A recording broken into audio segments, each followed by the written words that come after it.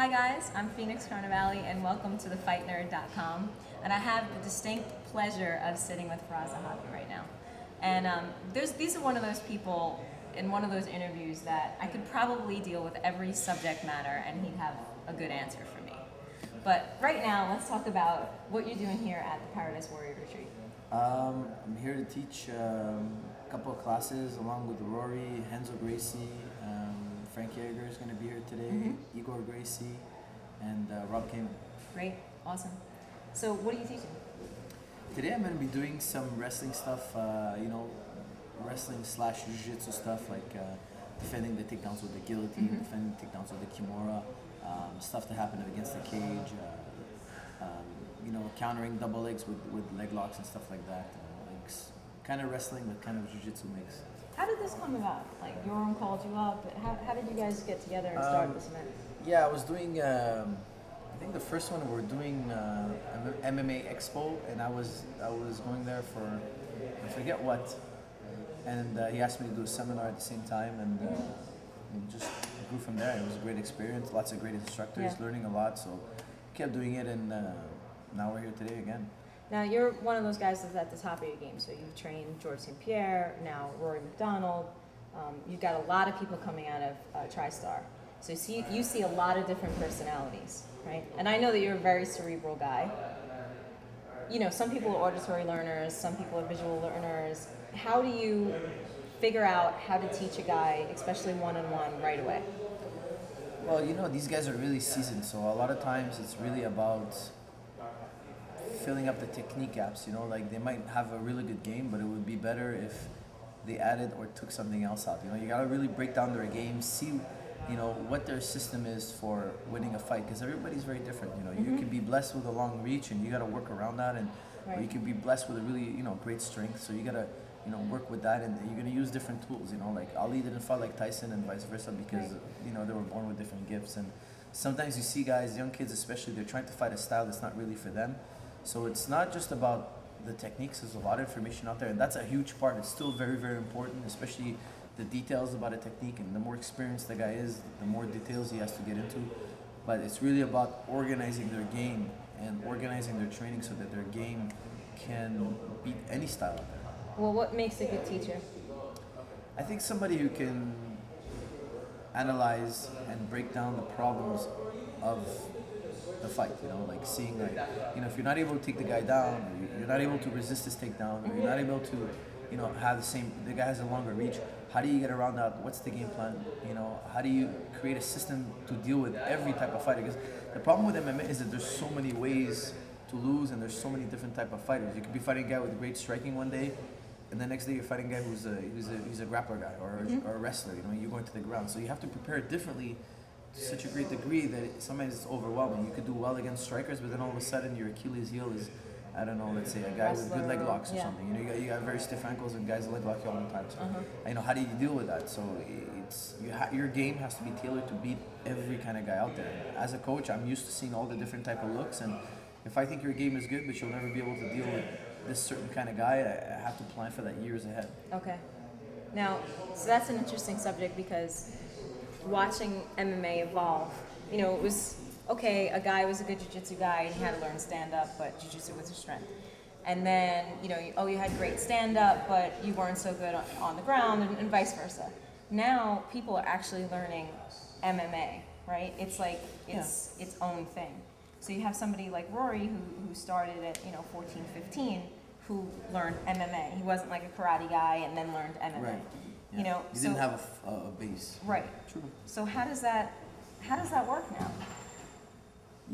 Time's gonna tell which style is more efficient. Should you start in a base? Should you do wrestling for 10 years? Should you do jiu-jitsu for boxing for 10 years and then try to go general? I really believe that you could be successful with both, depending on the guy. If I have a guy that's really blessed with speed, I'm gonna focus on his striking, because I can count on him being able to outstrike everybody. If he has a gift, I'm gonna build around that gift.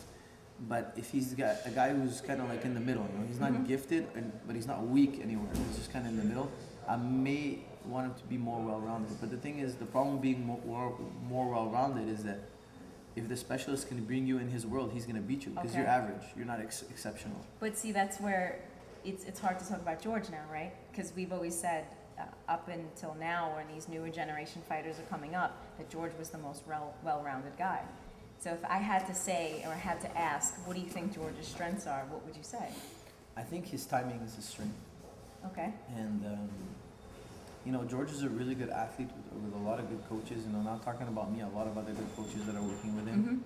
Mm-hmm. And I think that's the ultimate combo. You know, having the best raw athlete you can have, who's trainable with the best trainers. You know, because you can know all the techniques in the world, but if you don't have the physical ability to execute at high levels against guys who are like, you know, there's a lot of freaks of nature out there. You know, a lot of guys who are like, they're not normal people. You know, their strength, their flexibility, or their reach is abnormal. So you have to be able to be athletic as well. I think at this point right now, athleticism still counts for a lot. Yeah. Later on, I think it'll count for less, but at this point, because the sport is so young, and I think you need that. If you're going to be the best of the best, you need to have both. Yeah, I think that's what's changing in MMA in general, is that we were fighters. Now we have to be athletes and fighters. Yeah. It's crazy. Runners run to run. We run because we have to run. You know, like it's you know, it's just when you're a martial artist, you have to do like 5 different sports for your sport. Mm-hmm. How do you train a guy like that, but also get him not to overtrain? You gotta manage the time very carefully. You gotta manage the risk of the training, you know, because there's always overtraining. Overtraining leads to injury, and right. That's something we learned the hard way this year. And I think it's about good management, you know. It's like having a business, you know. If you have a bad manager, the business is going under. Right. If you have a good manager who can organize things and make sense out of the schedule, and you know, day-to-day contact with the fighter. You know, every day I like to know, you know, how's George feeling, how's Rory feeling. You know, if they You're tell like me, a parent. yeah, you know, if they tell me my shoulder's tight, you know, I'm gonna listen to that. We're gonna work the other arm. We're gonna work the legs more. We're gonna give that body group time to rest. And how do you set up that communication within your fighters? just every day as we're warming up, everybody warms up generally, and I'll get feedback from them. You know, I'll sit down and each one of them will come and tell me what they think, you know, how they're feeling today and what we're gonna do. And you know, there's a general structure, but the plan is always very flexible. Okay. It's always catering to their daily needs. You know? So now we have to get down to the questions that everybody wants to know, which is Rory versus George. I know that's something that you're like, nope. You know, how are you going to plan for that? You know, the problem with that is that you know, a lot of people may want to see that fight down the line, but you know, at the end of the day, we're training together every single day. We're friends and we're family. Right. So we know about each other's lives. You know, we're together all the time. You know, we have our ups and downs together. But at the end of the day, it's not about sparring or fighting. It's about respect and loyalty. You know, do I want to work against your interests? No.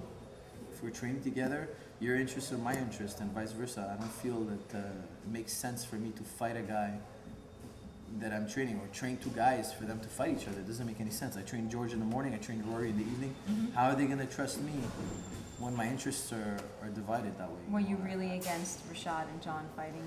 Well, you know, I'll tell you one thing. You know, it's none of my business. I've worked with both of them. I think they're both great people. It's not my business. It's between them and their camp. And I think it's not impossible for me one day to have 2 guys that I'm working with that may want to fight each other. If I'm not working with them very closely, you know, if I work with a guy, you know, just a month and then he leaves, and then I you know, he fights another guy that I trained with for a few months. If I'm not that deeply embedded, it's one thing, you know. Right. But if I'm training with guys daily and we're bonded together, and it's been years, and I have, you know, their entire career, you know, I'm working with them their entire career, it's a whole different story, you know. You're very implemented, you're very intertwined in their lives. You're not going to just turn around and work against their interests. It sounds like you're also very in play with how somebody's career, you know, sets out. Of course. Okay. My job is not just for them to you know, learn how to beat people up. It's to protect their career, you know, and protect the interest in their career. It's very important to me that they're successful. And I care about these guys. I don't want to see them lose or get hurt or be broke in the street or whatnot. You know? So it's important to me that I never work against their interests. And I think that if you have a coach that's working against your interests, you're not going to want to be with that coach. And it makes sense to me that you're not. And you know, it doesn't make sense. You can't have it both ways. Yeah, that's an interesting subject too, because I know Rory had a camp previous before you, and then he moved out to Montreal to be with you guys. He was training with us, you know, every so often. Right. But he couldn't afford to stay in Canada, in Montreal. After he lost to Carlos Condit, but he won the the Fight of the Night award, he did made the permanent move, but he was training with us periodically back then. He was training with David Lee at Toshiro, which is an excellent school. But I think he needed like more training partners. We were doing this full time. We had guys in UFC already. We're fully embedded in the sport, and we had more resources. I think, so it was just more appealing to him to come down. But we were working together from when he was very young, and David Lee did a great job. He continues to do a great job, and now Rory's fully embedded though. So it's not like he just came for a little while and we could fight him. You know, he's fully embedded in the group. I train him every day, and I train George every day, and I'm fully, committed to both. Yeah, it was kind of like he had to go from just college to grad school or to his PhD or whatever in MMA. Yeah, he needed more preparation because the fights are getting more serious and they're getting more high. The stakes are higher, and I think he needs a gym that's fully committed to full-time mixed martial arts. That's a very hard decision for martial artists, I believe, because generally we're very loyal people, and I think people overstay certain places because they're very loyal. What advice would you give somebody about when it's time, or knowing when it's time to leave your camp and go someplace else, or train with others, or find different training partners? It's tough, you have an emotional attachment, Right. and I don't think it's one or the other. I think you could take your coach along with you. Most trainers, I'm a reasonable guy, when fighters come to me from different camps, and I want them to be loyal to their trainer, because that means that they're loyal people, and I want loyal people. Right. If he tells me, my old trainer was a joke, and he's not that good, and I trained with him for 8 years, and he brought me to 20-0, but now I think he's a bum, and I'm coming to train with you, I don't want that guy. Yeah. I'm gonna tell him, find yourself another camp, because that's the kind of person that just uses you for what they need, and then once they don't need you anymore, they turn their guns on you. Yeah. To me, that's not the kind of person I look for. Okay. If the guy tells me, I'm interested in training with your gym, I've been training with these people, I have a history with them, and I care about them, I'll tell him, bring your trainer with you, and I'd like to work with him. Yeah. And he did great work to bring you to this point, and maybe, it would be wise for us to work all together. I have a lot to learn from him, I'm sure. Right. We all color each other, we all... Yeah, exactly. I don't believe I know it all. I don't believe anybody knows it all. I believe there's a lot of pieces out there still missing. And sometimes you meet a guy who just does one thing really well, but that one thing can complement your style so well. And sometimes you might do a lot of things well, but at least one thing well. If he got to that level, he does one thing well.